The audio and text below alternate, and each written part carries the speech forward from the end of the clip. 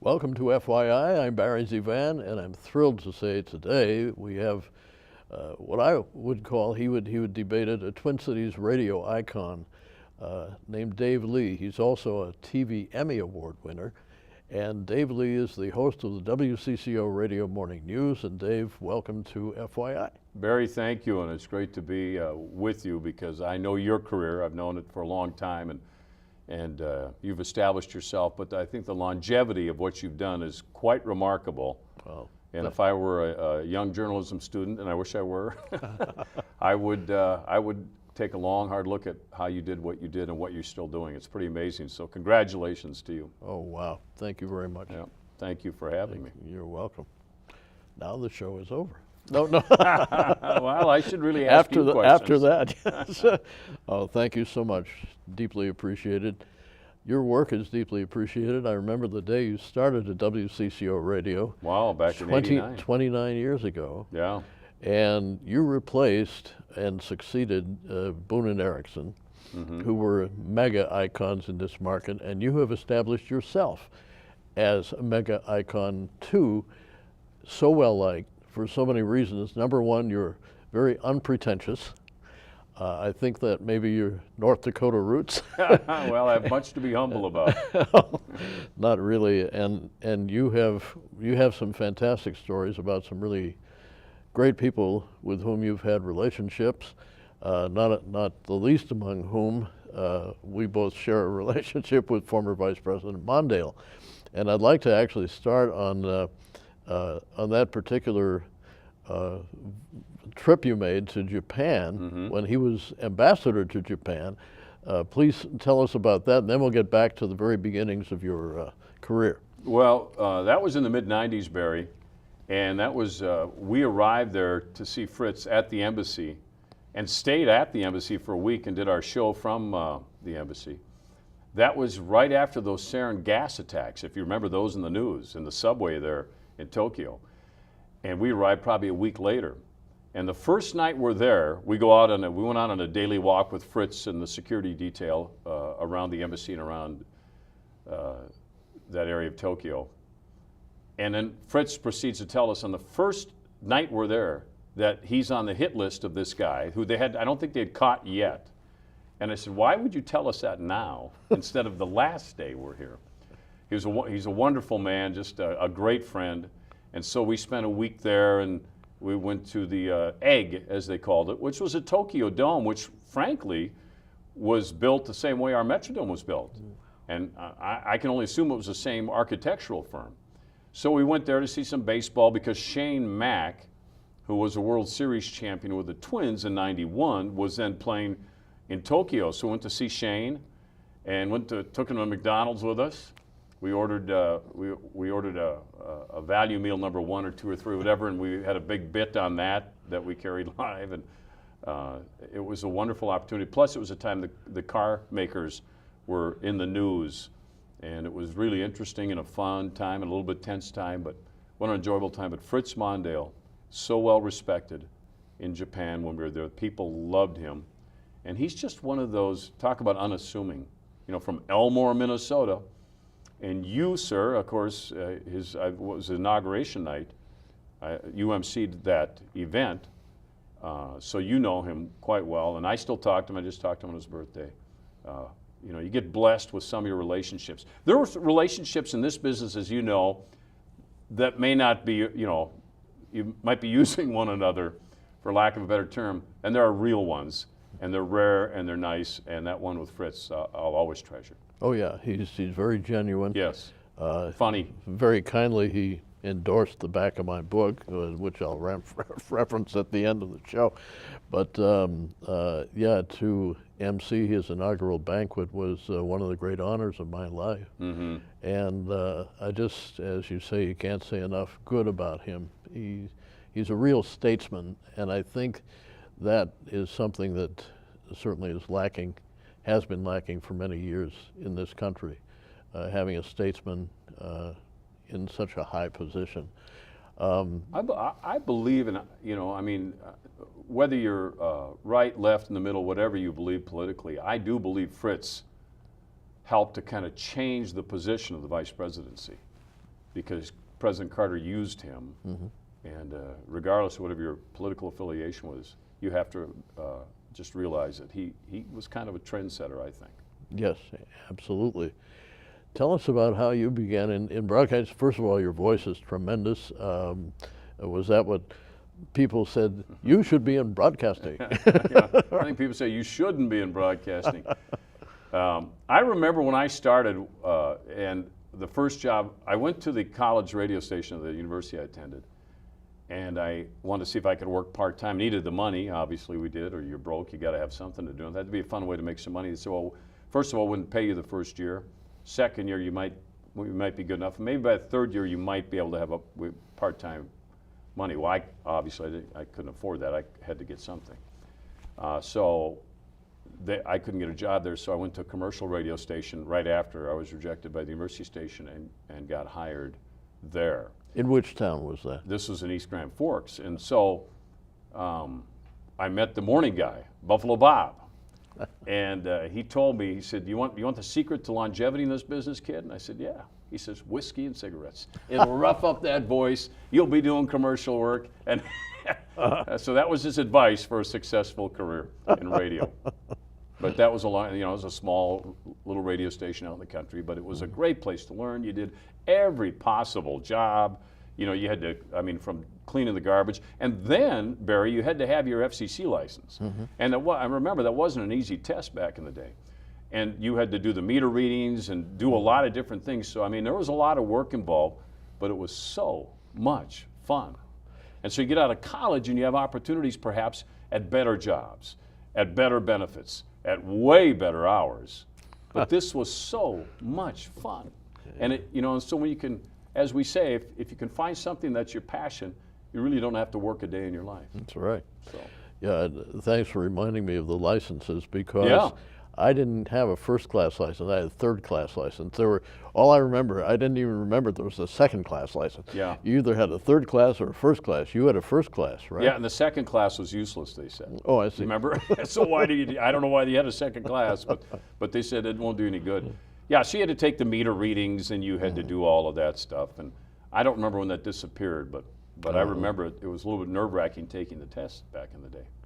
So from East Grand Forks, how did the ladder go up? Well, that's at the expense of you getting bored by this. Never. I met a girl and I moved to Fargo, where she was going to school, college, and we knew each other from our hometown, of course. But I got a $500 raise from going from East Grand Forks to Fargo, and I thought, I am really something. Yeah. But along with that, I worked midnight to 6. Yes. But what a wonderful opportunity, working those horrendous hours, to learn to be creative. Because at midnight to 6, they just wanted the station on there. They didn't really care how good or bad you were. So you could experiment, you could do characters, you could do multiple voices, sky was the limit. And it was really a blessing. And I took full advantage of it. Would I like to work it again? I don't know. But back then it worked out pretty well, so in a strange way. And then we got married, and we're still married. Oh, that's wonderful. Such great freedom. If I may interject a personal midnight to 6 story. Yeah, please do. I was working in Seattle, Tacoma, and television during the week, but I needed more money, so I got weekends on Country KO, a 50,000-watt station in Seattle, which played mostly to the sailors in Bremerton, Washington. And it was country music, which I hated. But I purposely turned the volume up as loud as I could in the studio while I was playing the music, so I would get used to it. And by the time I did it for almost a year, and for that year, I finally got to know all the country people and so forth. Actually, our program director married Tammy Wynette in later years. Oh, wow. Yeah, and then Bashful Bobby Wooten was our other program guy, and he... yeah, we all had a nickname. Yeah, and he was one of the co-creators of, what was that country show that was like Laugh In? Hee Haw. Hee Haw. He was one of the co-creators. Yeah. Wow. Yeah. And George Ritchie was our program director, who did marry Tammy Wynette in later years. George Ritchie, I know the name. Wow, those are some heavy hitters. What's interesting too, the country people, and I worked at a country station for a while, always so accommodating. Oh yeah. The country entertainers always so wonderful to work with. Yeah. Yeah. But that music, I'll never forget. At midnight to 6, it began as torture and ended up as okay. Yeah. Long as Steve Cannon used to say, "I got the money." Yeah. Well, when you're young like that and you get that radio job, you want to be rock and roll because that's hip and the girls like that. Yeah. But country wasn't quite the same at the time. Now that's certainly transformed through the years, hasn't it? Oh my goodness. Yeah. Yeah. It's all crossover now. I would. It's what they say anyway. The first concert I took my wife to was Merle Haggard. Oh my gosh. Yeah. And she was not a country fan. But it worked out, I guess. You were still together. Yes. Thank goodness. Yeah. So from East Grand Forks, you went to Fargo, and then how did you get to the Twin Cities? Well, And don't tell me you drove a car. yeah. Sorry. Yeah, the car I drove wouldn't have made it to the Twin Cities, frankly.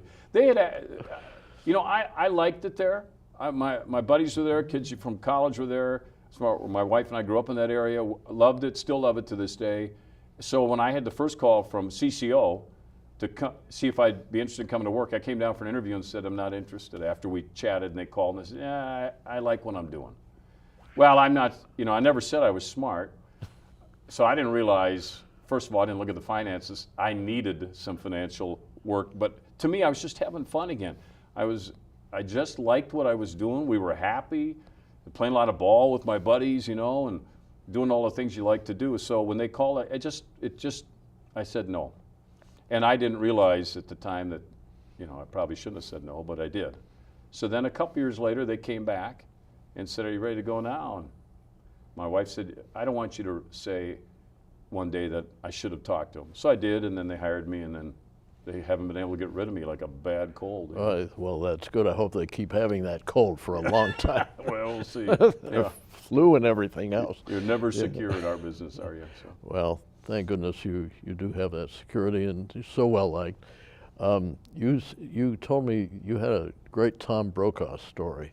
I had Tom on the air one time, and that's the great thing about CCO. You get to talk to so many people, and so you're blessed. You've been put in a beautiful position to do a lot of different things, and so people would come on the air to CCO. You'd like to think it was you, but it was the strength of those call letters and those 50,000 watts, as I call it, the 50,000 watt blowtorch. But Tom Brokaw told me a story one time about how he applied to be the farm director at one time at CCO, and they said no. And I think he kind of enjoyed telling his story because he was very humble and fun about it. Mm-hmm. But yeah, so that was before my time. Tom is very down to earth.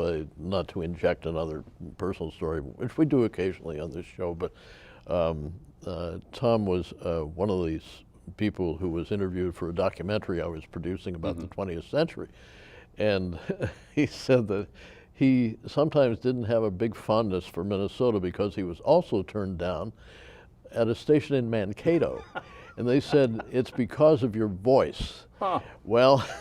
Whiskey and cigarettes, you should have done it. That's right. But all the mistakes people make, the stories, of course, are legion about people like Burt Reynolds and Clint Eastwood who were told they would never make it in the business. Right. Here they go. Yeah. So don't pay attention to people who say you're not going to make it. Right? No, I heard that more than once. You just got to do what you think is right. You've won 3 Emmys for sportscasting. Tell us about that, please. Well, that's just dumb luck. I was in the right place, right time, in the right game. So, I love doing play-by-play, and I have done it for years. I love the mix of what I do. I get to do news in the morning and traffic, weather, whatever's breaking, and then I get to do play-by-play still, which I love. And so I got a few for that. But that was, a lot of that's dictated by the game. So if you have a great game, it lends itself to an Emmy. Have you ever had the desire to strictly go into play-by-play? I have not. There's opportunities arise, as you know, in our business all over the place, whether they're good or bad, or whether they're, I don't know if they're any better, but first of all, I love Minneapolis, St. Paul. I can't imagine I would ever move. Once we were here, I would never move. I can't. But I had a number of opportunities to do sports, full-time play-by-play, and I said no, because I like the variety I have. Mm-hmm. So I love doing it part-time. I do it in the fall, a little bit of football here and there, and basketball in the winter, but it's fun doing it part-time. I fielded for the Twins for a number of years when Herb or John couldn't make a game. Absolutely loved it. Love, particularly baseball. But just 3-4 games here on a trip, that was enough for me. Mm-hmm. So. What about your reaction to the Vikings this past year? Wow. Painful as it may be, any thoughts about why they came apart, how they came apart in that Eagles game? Well, sure, I have my opinions, but I'm sure, like all of us fans, we have reasons to think certain things could have been done differently. But they had a wonderful season. It was great to watch. I love the Adam Thielen story. I love the Case Keenum story. It was just fun to watch them. I was there the day that they won that Diggs made that fantastic play at the end, and Keenum made that wonderful pass. That was fun. But here's the problem, Barry. When you grow up here, whether you want to be a Viking fan or not, you are. So if I wanted to say I'm not going to cheer for them this year, sorry, I can't. And it dictates my day. It dictates my mood. I absolutely love the Vikings. I grew up a diehard Viking fan, and as many times as we haven't won that big one, and you think I'm going to cheer for somebody else, that'll never happen. Mm-hmm. There's only one other market with which I'm familiar, my hometown, born in Pittsburgh, Pennsylvania, and of course it was the Pirates and the Steelers. And the Johnstown minor league hockey team. That about which I didn't know. Yeah, from Slapshot, the Newman movie. Oh my goodness, didn't even well, remember I had a friend that. who was the goalie in that movie. So. Oh my gosh, that's terrific. But I was going to say, somebody said to me there are only 2 metropolitan areas in the country who are really, really diehard sports fans, and that would be Pittsburgh and the Twin Cities, because even when we're losing, everybody shows up. And I remember when I was a kid in the 1940s, when the Pirates were playing at Forbes Field and losing every game in the history of the planet, that stadium was filled. Filled. We never gave up. And then, of course, the great Mazeroski win in 1960. I was there when Bill went in the Hall of Fame because he went in with Puck and Kirby Puckett and Dave Winfield. Wow. And they went in the Hall of Fame together, and Bill Mazeroski went in that year for Pittsburgh. I remember there were 4 guys that went in, and it was really a pretty special moment to be there. Wow. Yeah. Wow. Mazeroski, I remember that. There was a friend of mine who had she was from Pittsburgh here, but her husband had never been there. And so the first time he ever went for a business trip, took a cab from the airport to downtown. In Pittsburgh, we say downtown. and the cab driver said, what do you think of the Parts and the Stillers? The Parts and the Stillers? The Pirates and the Steelers, Sure. of course. But the Pittsburgh accent. Anybody watching in Pittsburgh, we're only having fun. But that's the same way. Here it's Twins, it's Vikings, it's Wolves, it's the Wild. Used to be the North Stars. I went to a lot of North Star games through the years, and it's, that's just what you're, it's just part of your DNA, man. I love all our Minnesota teams, and you die with them when they don't win, and you're just excited about them. Like this morning when LeBron last night made a winning shot against our Timberwolves, in what was quite a good game. But if you think I'm going to play LeBron's winning shot on my show, forget it. I love it. So. Well, it's wonderful to have seen literally the world these days, who can see everything, see how wonderful the Twin Cities and that fantastic stadium are. Yeah, it showed well for the Super Bowl, showed beautifully as well for the Ryder Cup. A couple of wonderful events where the area was showcased. Yeah. Yeah, we have nothing about which to be ashamed. Gosh, I remember, Barry, back in, as you do, 91, 92, we had the Stanley Cup Finals, we had the World Series, we had the Final Four, we had, was it the U.S. Open maybe, or the PGA Championship, I can't remember which one. We had, everything was going on. Yeah. 91, 92 was absolutely fabulous. That's another thing, too. Somebody asked me, we're digressing, and I don't mean to divert this. Please do. I was you mentioned the Viking game, and somebody said to me, the noise level at the new stadium, how was it? I said, well, where I was sitting, they gave you, if you wanted, free earplugs. I said, I don't want them. because my hearing shot from the ears with those headphones anyway. But as I sat at the game, I said, that was loud, but there is no way that was as loud as the Twins winning the World Series in '87-91. That hurt. I worked the '91 games. I was at the '87 Game 7, and that physically hurt your ears. Wow. It was that loud in that Metrodome. So the new stadium's loud. To me, it was never as loud as that Metrodome when they won. And then, of course, we have BARRY ZeVAN, world's greatest skier. Lindsey Vonn, so I was talking to her one day and asked her, working, I said, after you work out, what do you eat? And she said, well, my trainer gives me chocolate milk and a banana. So that's what I eat now. Well, if she's doing it, I'm going to start doing it. And you're going to become the world's greatest man skier, male skier. Yeah, I'm going to go to Buck Hill and start skiing now, where she's trained. We had Buck Hill. There's another one, too, about which people don't think. I raced against, and it was a fun race, a celebrity race, Jean-Claude Keeley and Spider Savage. I hope you beat those guys. Actually, I beat Spider. You did? I couldn't Wow. believe it. Yeah, that was a fluke, for sure. That's impressive. But Billy Kidd, who is a dear friend, just beyond dear friend, he even cooked my honeymoon dinner for me in Steamboat Springs. Wow. Way back in the day. But anyway, I was just with Billy here. He comes here a couple times a year. Really? Yeah, to REI. But anyway, Billy made fun of me that night, though, because I missed a gate. And he said, "How can you remember all those numbers, but you missed that gate?" Fine. Yeah. Fine. Rub it in. Yeah. I like it. Do you ski? A little bit. I'm not very good, not accomplished, but. Yeah.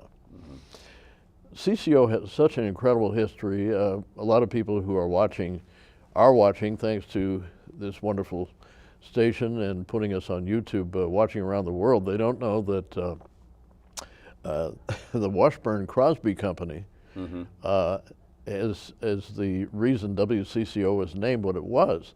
W for Washburn, C for Crosby, and CO, of course, for company. And in very good years, we had a place in France, and Wow. near Cannes, or right, actually the suburb of Cannes, and Can't get much prettier than that. Huh? No, it's pretty. And the concierge said, and she didn't speak much English.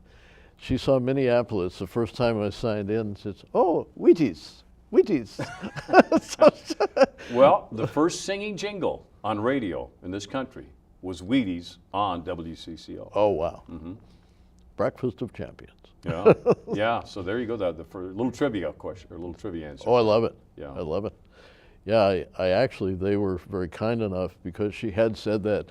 Remember when they were putting people's pictures on the boxes, especially the sports heroes? Well, I had a friend at General Mills, and I said, "Here's a picture of this beautiful girl. She was very pretty. Her name was Chantal." "Only teasing, dear." Anyway, my wife's watching that. She said, "Oh my God." Anyway, but Chantal, I brought her picture to my friend at General Mills, and they put her picture on a box of Wheaties, just one box, and they encased it in plexiglass, and I sent it over to Chantal. And she said that's one of the best gifts she had ever received. That's a home run, for lack of a better term. I mean, with the sports figures they put on there. For sure. Yeah. There's another neat historical nugget, as long as you mention that, Barry. Please do. Hubert Humphrey is on the phone with Boone and Erickson. Raj and Charlie, by the way, I know we're radio legends, but off the air they were even nicer. And I was blessed to have those two as mentors. I can't say enough about them because I didn't want to work the morning show. They're the guys that just made the decision, not me. But Hubert Humphrey's on the line with them from Washington as a senator. And all of a sudden, as he's on, and we have you'll have to listen to the audio of this because I have the audio. All of a sudden, there's a CBS News bulletin where they come in and they announce Lyndon Johnson has just said Hubert Humphrey will be his vice president candidate. Right now, he's trying to reach the vice president, unable to do so, but CBS News has learned, and they go on, and they break into their conversation with Hubert to carry that. They come out of it and they say, well, Senator Humphrey, we probably should let you go. Because I don't know if there was even call waiting or messaging at the time. You had to have your phone open. So Hubert had to quit his interview at the time, and he's laughing about it. He said, well, I better take the call or I'll miss the train. And so they hung up so Lyndon Johnson could call him and tell him he's going to be the vice president. That's phenomenal. Right on the air. It's a great piece of history. What history? Yeah, yeah. So that's the nature of that radio station. Wow. Well, it is. It's unique. Yeah. It's totally unique. There are other stations. I mean, the first station on which I was KDKA in Pittsburgh, Oh, which wow. was the world's Same first heritage first station, Yeah. and first commercial station. And you know, you think about things like that. But for CCO, I remember even as a kid in Pittsburgh listening to Cedric Adams. Oh, I believe it. The Yeah, signal was because huge. he was on CBS radio as well as WCCO, but that's the first time I had ever heard of Minneapolis. Really? When I was about Wow. 9 years old. That's yeah. interesting. And I said, what's that? Where is that? Well, and of course, a great story about how the pilots would fly in and they'd say the lights would go off in town when Cedric finished his show at 10 or 10:30 or whatever that was. Yeah, he was a powerful voice. It's, Phenomenal. yeah. Well, so are you, and I can't thank you enough, Dave, for taking the time, making the time to be with us. Any thoughts for the Twins for this season? Well, I'm excited they're back with us on CCO, and looking forward to that. I'll be down in spring training here real soon for about a week or so, and just getting a good feel of it. I think, you know, Paul Molitor's a good friend. I really like him and his knowledge of baseball, and I like what they've done in the offseason with their pitching, and I'm hoping they do what they did last year, only a few more wins, because what he did last year was absolutely stunning. Yeah. And gets in the playoffs. And I think some of the other teams, it's very similar to what the Astros did, except they won it all with a lot of homegrown talent. And you wonder this year if a lot of teams aren't looking at, particularly at Houston, but also the Twins saying, okay, how did these guys do what they did? Because they did it with the kids they drafted and some great moves they made. Sure. So I think they'll be fine. Either way, I'll be at the games. It doesn't matter. Like you said, we're sports fans here in Minnesota. We go win or lose. Amen. And I think they'll win. Well, we've won having you on the show. Well, Thank you so much. It's kind of you to have me, and hopefully next time around you can book a little bigger, better guest. But, come but on. I'm glad to fill the time. You're great. Thanks so much, Thanks, Dave. Barry. And something else that's semi-great, not really great, my book. And it's Barry ZeVAN, My Life Among the Giants. Very blessed to have Vice President Mondale endorse it on the back.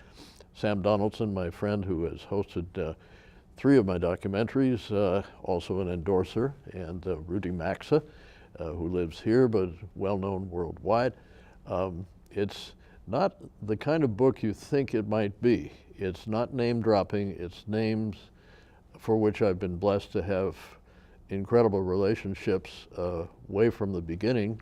When I started in broadcasting in 1943 at the age of 5.5 as a boy singer, and there are lots of fun stories in there, but mostly stories these incredible people have told me.